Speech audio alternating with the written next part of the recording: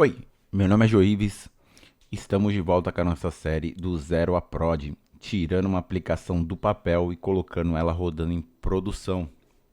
Agora nós estamos aqui com o nosso último card aqui do Épico. Vamos abrir aqui o Épico para dar uma olhada. Concluímos todas as tarefas, elas estão com o status de mergeado, porque a gente ainda não fez o deploy, mas isso não será mais um problema, porque agora, nesse momento, nós vamos trabalhar aqui no deploy simplificado da nossa aplicação. Então, o que a gente precisa fazer? A gente vai precisar, para completar essa tarefa, a gente vai criar uma VPC padrão aqui nessa região. O que é uma VPC? VPC é como se fosse uma grande rede onde você pode colocar seus recursos ali dentro. Você pode colocar várias sub-redes, e em cada sub-rede você pode colocar seu banco de dados, sua instância EC2, que é um servidor cru ali que você instala o que você quiser, ou rodar Docker, Kubernetes, o que você precisar. Então, basicamente, VPC é uma grande rede ali que você pode colocar seus recursos dentro. Então, a gente vai criar uma VPC padrão aqui, só para a gente conseguir criar os demais recursos que a gente vai necessitar. E em seguida, a gente vai precisar provisionar uma instância da EC2. EC2, novamente, é um servidor cru que você cria. Você cria ali um servidor que tem X de memória, X de processamento, e aí você define isso, e dentro desse servidor você pode instalar o que você quiser. Você pode rodar Windows, pode rodar Linux, Mac, e assim, você, através do terminal, você pode instalar o que você quiser ali. Você pode instalar qualquer aplicação, qualquer extensão que você precisar, e ela vai funcionar, e você tem a opção de disponibilizar isso online e acessar através do navegador, através de SSH, depende do protocolo que você escolher.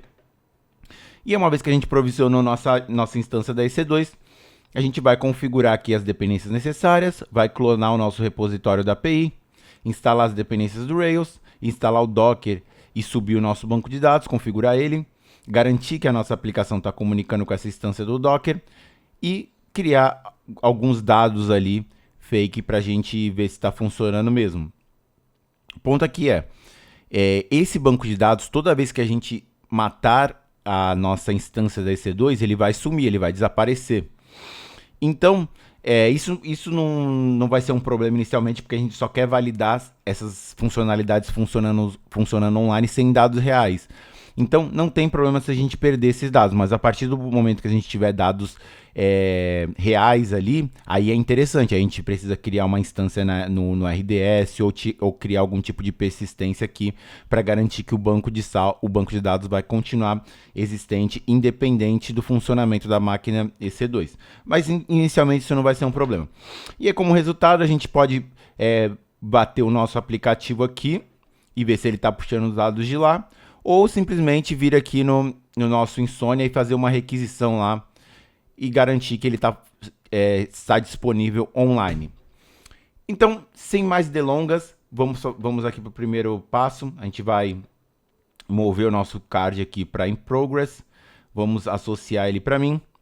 E aí, a partir desse momento, o nosso time sabe no que a gente está trabalhando. A partir de agora, o time sabe que o Joives está trabalhando no deploy manual da aplicação pro MVP, da API, né? Então, já que eu estou trabalhando nisso, vou vir aqui abrir o nosso console. Para quem não conhece, aqui é a interface gráfica, né? O console que a gente chama da AWS, onde você pode criar recursos, apagar recursos, gerenciar toda a sua infraestrutura. Você também tem algumas outras formas de fazer isso. Você pode conectar através do AWS CLI aqui pelo terminal, né? Você pode vir aqui e digitar AWS CLI. O meu não está configurado aqui agora no momento, então não vou fazer isso em vídeo, senão vai tomar muito tempo da vida de vocês. E também para um melhor entendimento, eu acho que é melhor a gente fazer isso primeiramente aqui via interface gráfica, e depois, quando a gente for precisar automatizar isso e tudo mais, e aí a gente faz de uma forma mais via código, né, ali pelo terminal. Então, primeira coisa que a gente precisa fazer é criar uma VPC. Vamos criar aqui uma VPC. Na verdade, a gente nem precisa vir aqui nessa tela. O que a gente pode fazer para ficar mais fácil é a gente vir aqui direto na EC2 e a gente clica aqui para criar uma instância. Então aqui, basicamente é Elastic Compute Cloud. Então É uma máquina que você tem a habilidade de instalar o que você quiser ali, um servidor que você pode instalar qualquer coisa que você quiser dentro dele. Então, a gente vai vir aqui, vamos criar aqui Mako API, o nome da nossa instância. Vamos selecionar o sistema operacional. A maioria das pessoas hoje em dia está utilizando esse Amazon Linux aqui. Eu não tenho muita familiaridade com a interface do terminal dele, né, para instalar as coisas, então eu dou preferência pelo Ubuntu sempre. Então, aqui a gente tem duas opções aqui que está elegível para o Free Tier. O que é Free Tier? Só tem a cobrança a partir de um certo consumo de processamento de dados ali. Então, a gente vai focar nessas opções aqui que são grátis, porque é mais barato, que é o que a gente está focando aqui agora nesse momento. Igualmente, para o tamanho da máquina, a gente também vai dar preferência para as que tem Free Tier, né? Então, ele já deixa selecionado aqui, T3 micro. Aí tem aqui, ó, todos os recursos, ó, 2 CPUs, 1 GB de memória. Aí tem os valores de cobrança aqui, mas isso aqui está elegível para o Free Tier, então tá tranquilo. Aqui as nossas chaves SSH para a gente conseguir conectar nesse servidor via terminal, para a gente conseguir conectar por ele aqui, através dessa tela, para não precisar fazer tudo pelo console daqui. Porque, por exemplo, quando a gente for instalar os recursos, a gente precisa necessariamente conectar no terminal do servidor, né? Para rodar um apt install, apt get update, os comandos do Ubuntu ali normal. Você pode fazer isso tanto aqui pelo navegador, ou fazer por aqui, conectando através do SSH. Porém, através do browser aqui, ele acaba tendo um delay, então não é muito legal. Então a gente já tem as chaves criadas aqui. Vamos selecionar nossas chaves. Você pode criar uma nova também clicando aqui. Ele cria para você bem fácil, tranquilo. Então a gente vai ter aqui a criação dos recursos de rede. A gente vai precisar de um security group, porque a gente vai precisar expor uma porta, né? Não tenho certeza se a porta que a gente vai expor, ela já vem por padrão exposta, que é a porta 80. Mas caso não venha, a gente precisa criar ali um inbound, uma regra de entrada, né? Para liberar a porta 80 para a gente conseguir acessar o nosso servidor do Rails. A gente deixa marcado aqui para acessar, liberar o acesso SSH, porque aí através das nossas chaves aqui, a gente pode acessar via terminal. Deixa eu dar uma limpada aqui para não ficar poluída a tela de vocês. Isso aqui são regras que a gente não vai utilizar no momento, que é para você definir de onde pode ser acessado, quem pode acessar. E aqui tem configurações de storage, então eu vou deixar aqui, ó, tudo que está como opção de Free Tier, a gente vai deixar aqui para não ter gasto, né? Então aqui a gente vai ter até 30 GB de graça e vamos deixar assim para não ter problema. A gente vai rodar aqui, provavelmente ele vai pedir uma VPC, a gente não tem uma VPC ainda. Então, vamos criar aqui uma VPC padrão agora. Por isso que eu já vim direto nessa tela, né? Porque ele já te dá ali todos os recursos necessários. Então, a gente cria uma VPC default. Só você clicar ali no botão, criou. Ele já criou uma VPC padrão. A gente vem, seleciona ela aqui. Aqui a gente acabou de criar. Aí ele vai pedir subnet. A gente pode atualizar aqui. Provavelmente já criou uma subnet também. Então, a gente seleciona aqui. Zonas de disponibilidade e vamos ver se agora vai tudo certinho aqui. Beleza, criamos e é isso. Subnet, eu acabei passando ali, não falei muito bem. Subnet são subredes. Você pode, dentro de uma VPC, você pode ter várias redes e você dizer assim, por exemplo, a minha rede que é exposta, voltando um passo atrás, vamos lá. Deixa eu só desenhar aqui rapidinho para ficar claro para vocês, ó. Imagina que você tem uma VPC. Você tem uma VPC que é uma grande rede aqui. Dentro dessa VPC, você pode ter subnets. Você vem aqui, você tem a subnet 1 e subnet 2. Aí você pode definir regras para essas subnets. Você pode dizer assim, pô, eu quero que a subnet... vamos criar aqui mais uma para poder ter um embasamento melhor. Vamos criar a subnet 3. Aqui. Aí você pode criar regras, por exemplo, assim, eu quero que a subnet tenha acesso externo, as pessoas podem acessar minha subnet 1, por exemplo, que aqui você roda a sua aplicação. Então você pode criar uma regra que você pode acessar essa subnet aqui para ter acesso aos dados da sua aplicação, porém a sua subnet 2, que você tem o banco de dados, você não quer, você só quer que ela tenha acesso dentro da própria VPC. Então, por exemplo, essa subnet aqui iria enxergar essa, porém você não teria acesso externo. Então, subnet é basicamente subredes que você pode criar recursos dentro dela e criar regras de onde elas podem ser acessíveis ou não. Aqui a gente está vendo, ó, tem um desenho mais visual aqui, desenho visual é meio redundante, né? Mas ele cria aqui uma interface visual para a gente enxergar como foi criado. Então a gente tem várias subnets aqui que é da VPC padrão. Então a gente não alterou nada por conta da facilidade, né? Como a gente quer criar rápido com menor custo, a gente cria da forma mais rápida possível aqui, e foi o que a gente fez. Criou a VPC padrão e utilizou os recursos que já tem disponíveis nela, juntamente com a EC2, com todas as opções de free tier ali ativadas. Então criamos. O que isso quer dizer agora? Quer dizer que se a gente vier aqui nas nossas instâncias, ela está inicializando aqui ainda. Então, vamos aguardar ela inicializar e a gente volta aqui. Então, nossa máquina aqui o nosso servidor foi inicializado já. E agora o que a gente precisa fazer? A gente precisa conectar nele para instalar as dependências e fazer a configuração necessária para ter a nossa aplicação rodando online, né? Exposta na internet.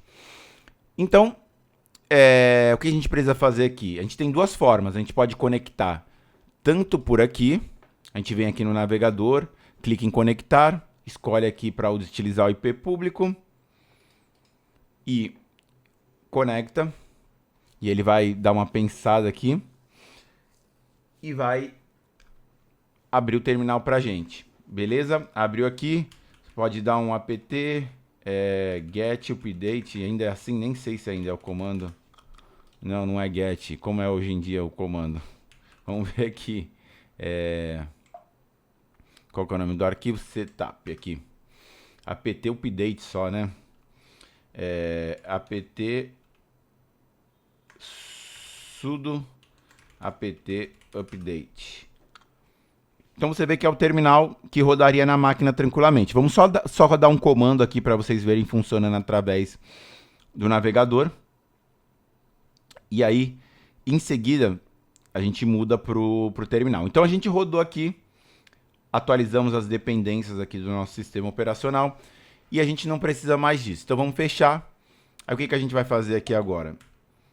A gente vai vir aqui, vamos pegar qual é já tem aqui embaixo, né? O IP público. Public IP 3172. É esse mesmo aqui, ó. Então a gente copia o IP público. Aí o que a gente vai fazer? A gente vai utilizar o comando SSH. SSH-i. Aí as chaves, as credenciais que a gente setou lá na hora de criar a nossa máquina, eu fiz o download delas e deixei aqui na minha máquina. E aí, através delas, a gente tem a permissão para acessar o servidor de forma externa. E a gente coloca o usuário, que é o usuário padrão que ele cria no sistema operacional, Ubuntu, no caso do Ubuntu. Que aí, dependendo do sistema operacional, ele cria com outros nomes, mas no caso do Ubuntu, ele cria com esse nome.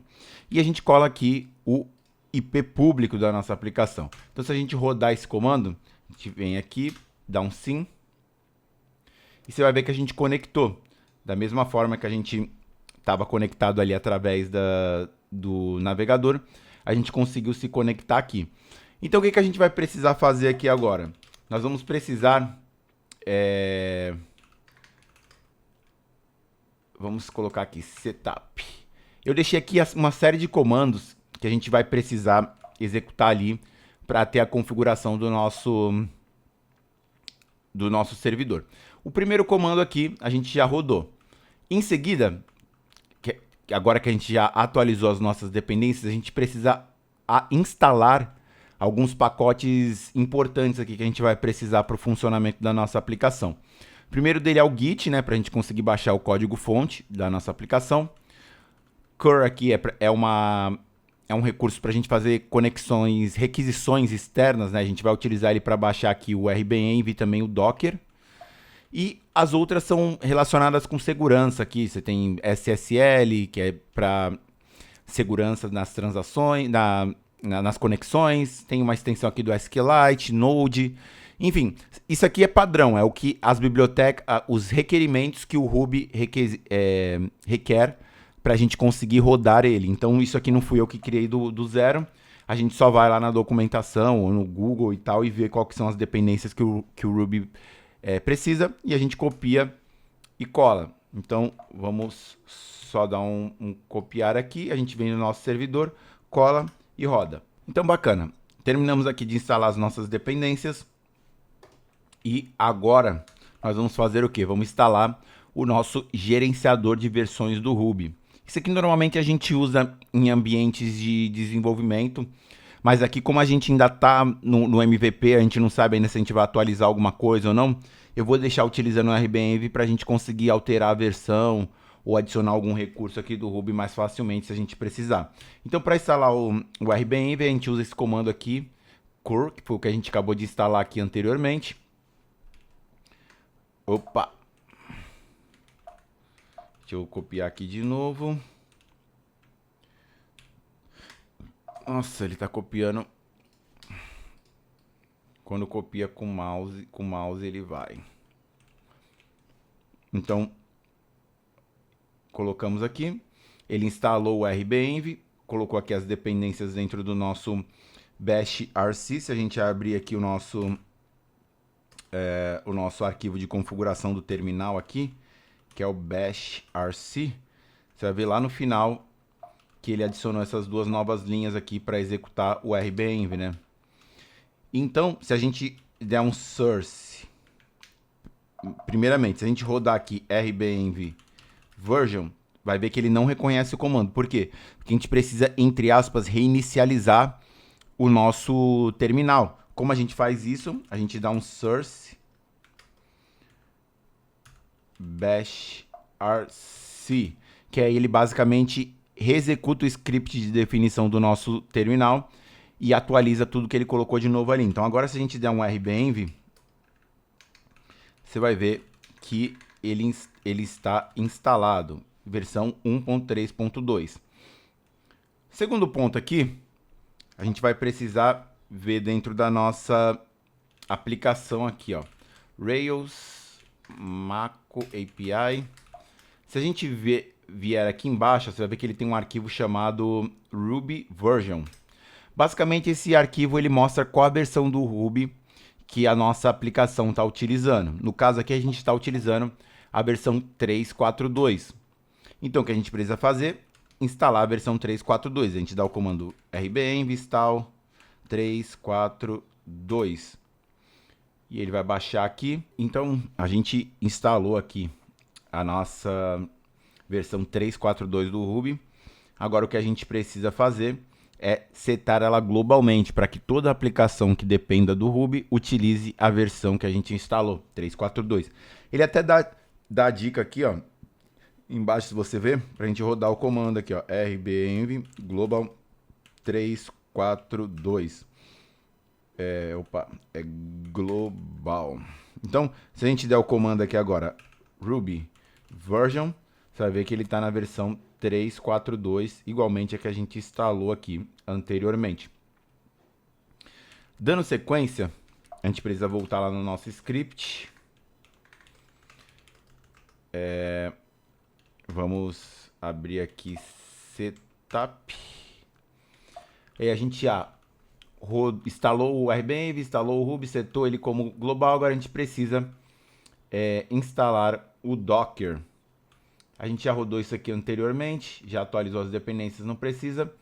Então vamos instalar aqui, o cur já está instalado também, então vamos instalar só esse CA Certificates, que é uma dependência do Docker agora, né?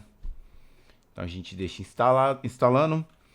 Depois a gente precisa alterar as permissões aqui desse arquivo também que o Docker... Isso aqui a gente pegou tudo da documentação oficial do Docker. Você entra lá no site do Docker, ele tem esse passo a passo aqui para instalar no Ubuntu, assim como outros diversos sistemas operacionais. Então, basicamente, colei aqui para a gente não precisar ficar abrindo o navegador, poluindo o vídeo. Então, uma vez que a gente instalou aqui certificado, aí a gente altera a permissão do arquivo que ele pede. Em seguida, ele pede aqui também um outro cur, que é para baixar de fato os arquivos, né, executáveis. Aí vamos copiar. A gente cola aqui, executa. Funcionou.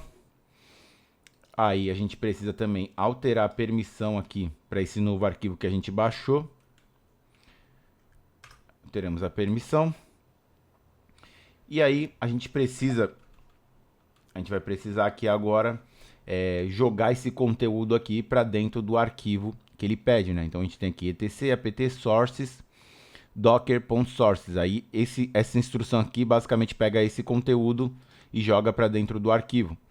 Então é o que ele fala aqui, ó, adicionar o repositório para o apt sources. Então tu adiciona esse repositório para a lista de dependências que o nosso instalador apt pode baixar.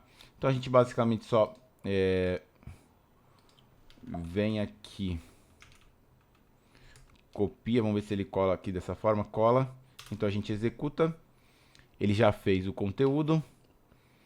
Depois a gente precisa dar um sudo apt update. Deixa ele rodando aí. Após isso, a gente vai precisar instalar aqui os packages do Docker, que também são outras dependências para a gente poder instalar o Docker Compose.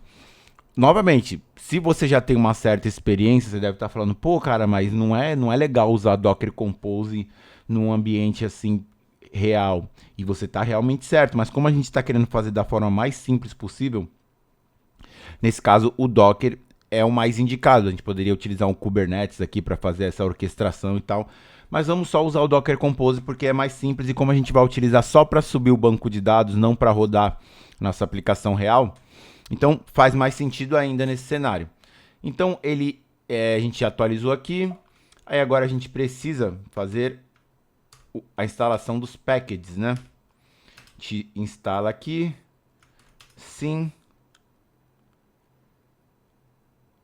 Enquanto ele instala, a gente vai ver aqui, é só o Docker Compose depois. Aqui vai ser rapidinho aparentemente. E a gente dá continuidade aqui instalando o Docker Compose, a extensão aqui do Linux para o Docker Compose. Então a gente já instalou tudo que precisa, só que agora se a gente vier aqui, ó, e colocar, por exemplo, Docker Compose Up, você vai ver que não existe o Docker Compose, né? Então, para isso a gente dá esse comando aqui, sudo apt install Docker Compose. A gente digita assim, ele instala bem rapidinho. E aparentemente foi. Se a gente der um Docker Compose Up, ele vai dar erro. Por quê? Porque a gente não tem um Docker Compose aqui para poder ser executado. Porém, ele já reconhece o comando, se você ver aqui. Então, está instalado. Então, uma vez que a gente fez isso, a gente sabe que está rodando, mas só para confirmar, a gente vai rodar esse comando aqui para ver o status, né? Então, você está vendo que o Docker, que você dá um systemctl aqui, status no Docker, e consegue ver que ele está rodando ativamente e está tudo certinho com ele. Dá um key aqui para sair. Em seguida, a gente vai clonar o nosso repositório. Como a gente faz isso? A gente vem aqui no site do nosso repositório, na interface visual aqui do GitHub, e a gente tem aqui SSH. No caso aqui, para usar SSH, a gente precisa de uma SSH key. A gente não quer ter o trabalho de configurar isso agora. E até pelo fato de que o nosso repositório é público, né? Então não faz diferença para baixar o código, você não faz a menor diferença se você vai baixar com SSH ou com HTTPS. Então a gente clica aqui em HTTPS, copia o endereço do repositório e a gente vem aqui git clone e cola. Ele clonou rapidinho. Em seguida, o que a gente precisa fazer aqui? Instalar as dependências. Porém, ainda vai dar um problema aqui com a biblioteca do Postgres. Mas quando acontecer o problema, a gente vê isso. Vamos dar aqui agora um bundle install. Não, a gente tem que entrar na pasta primeiro, né? cd maco API. Aí agora sim, a gente roda um bundle install para ele instalar as dependências do Rails. Só que vai dar problema porque a gente não tem a gen. Não, na verdade tem sim. Já tem instalado, já vem nativo agora. Antigamente você precisava instalar o bundler, né? Mas agora aparentemente não precisa mais. Ele vai rodar ali, vai dar muito provavelmente um problema com Postgres, mas ele mesmo já dá a solução ali na hora que o problema acontece. E a gente copia de lá assim que acontecer. Bom, temos aqui a mensagem como previsto, né? Ó, deu um erro, instala na gen pg Postgres. Mas se a gente vier aqui, ó, você vai ver o erro, ó. Não foi capaz de encontrar o Postgres Client Library. Então o que a gente precisa fazer é simplesmente instalar essa libpqdev aqui. Vamos ver se ele vai conseguir instalar ou se a gente precisa rodar o banco de dados antes.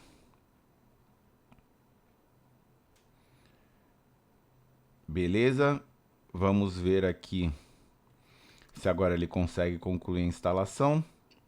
E conseguiu. Então instalou a nossa aplicação. O que a gente precisa fazer agora é subir o nosso banco de dados, né?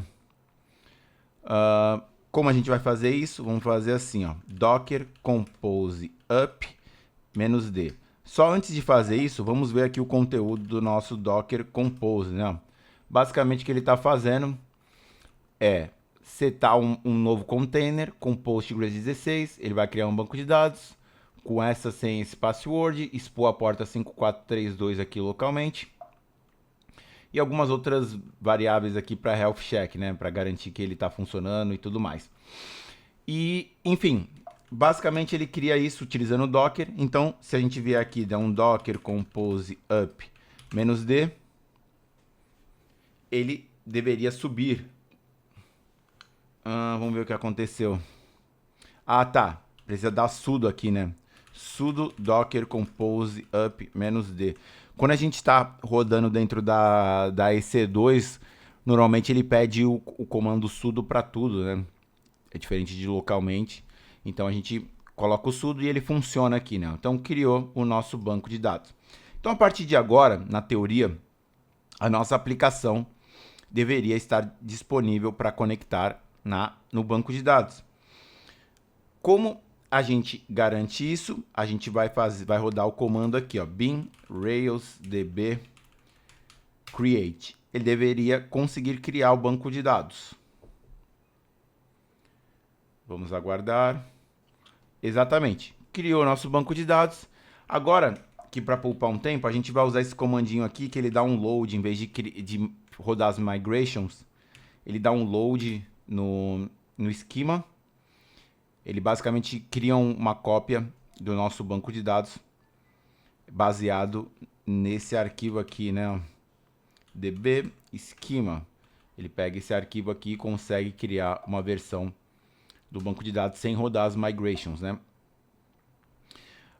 Então, na teoria, o que a gente deveria fazer aqui agora é rodar esse comando aqui, ó, bin rails s, que é de servidor, rails server, e aí a gente vai colocar aqui b, que é para colocar esse servidor rodando no IP 0.0.0.0, e a gente vai setar a porta. A porta que a gente quer é a porta 80, porta padrão.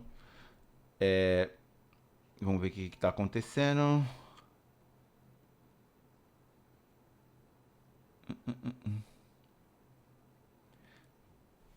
Vamos tentar com outra porta aqui. Se com 3.000 ele vai.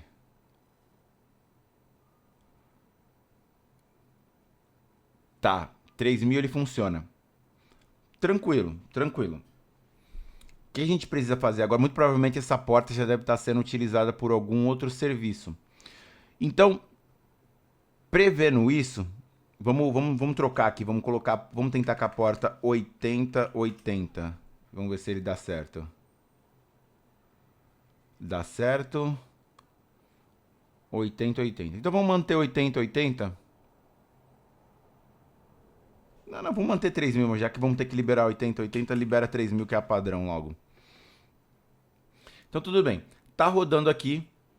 Só que se a gente vier aqui no na nossa configuração, você vai ver que ele tem um DNS público aqui que a gente pode abrir. A gente clica e ele tem um endereço ali amigável, né?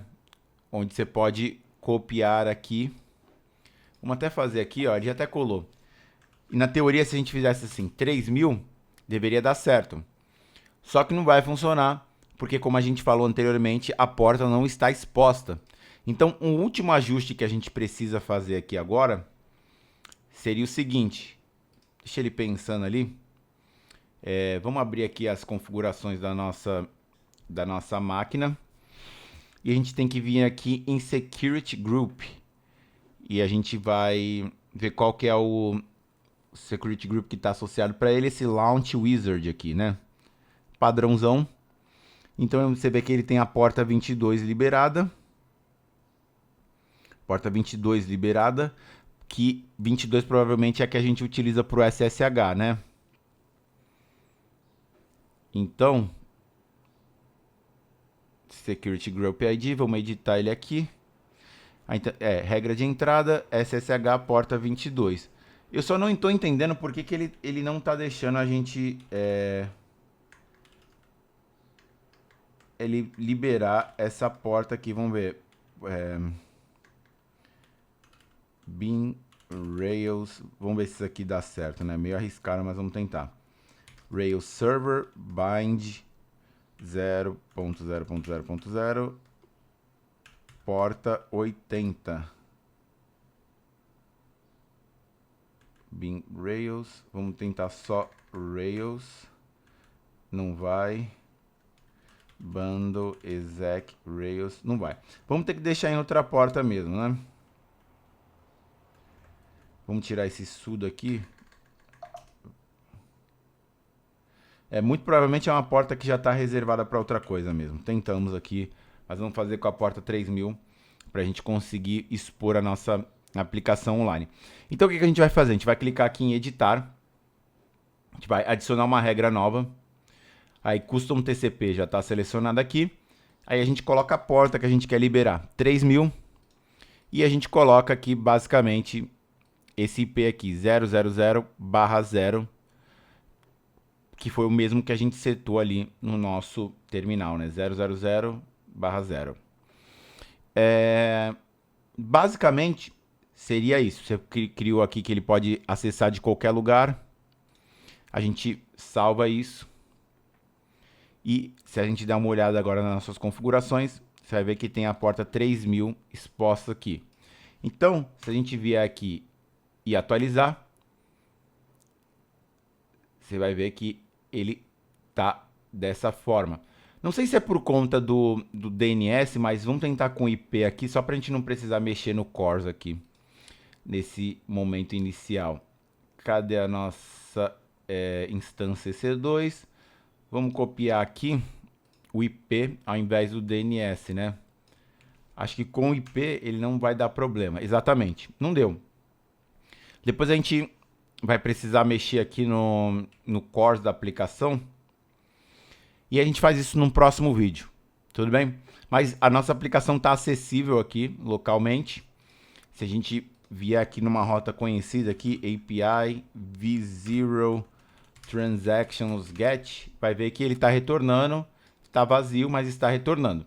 Então isso aqui é um bom passo para quê? Para a gente garantir que a nossa aplicação está funcionando. A gente aqui tem que ser um get, a gente usa no Insomnia. E é isso. Então, com isso, a gente garante que a nossa aplicação está funcionando online e o deploy foi feito. Então, isso aqui a gente não vai conseguir fazer porque a porta 80 tá reservada. E basicamente foi isso. Com esse ponto concluído, com a nossa aplicação aqui funcionando e acessível através do navegador, a gente pode bater aqui qualquer método que a gente quiser, né? Payment Methods, ele vai retornar e está retornando vazio porque está dessa forma. Mas, por exemplo, vamos tentar fazer aqui uma coisa ousada aqui, ó. Se a gente vier aqui e fizer, por exemplo, assim, ó.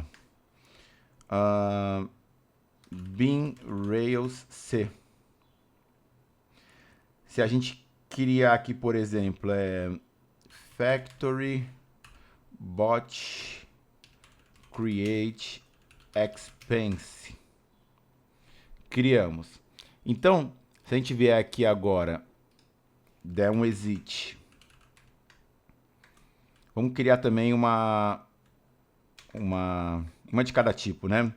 Income. E vamos criar também uma invoice. A gente pode sair do nosso terminal e aí vai rodar a aplicação de novo, subir o servidor. Aí agora, se a gente vier aqui no nosso transactions, você vai ver que agora tem dados sendo retornados aqui, né?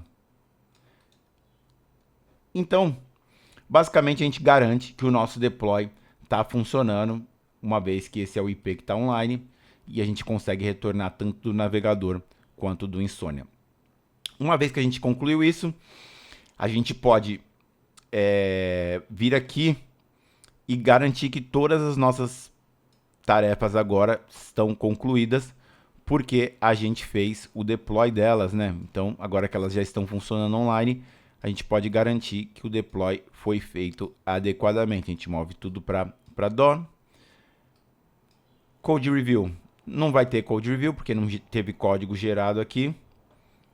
Então, a gente pode colocar para mergeado e mover para concluído. Então, com isso, a gente novamente aqui conseguiu... Opa, ainda faltou uma aqui ser modificada, né? Mover para concluído.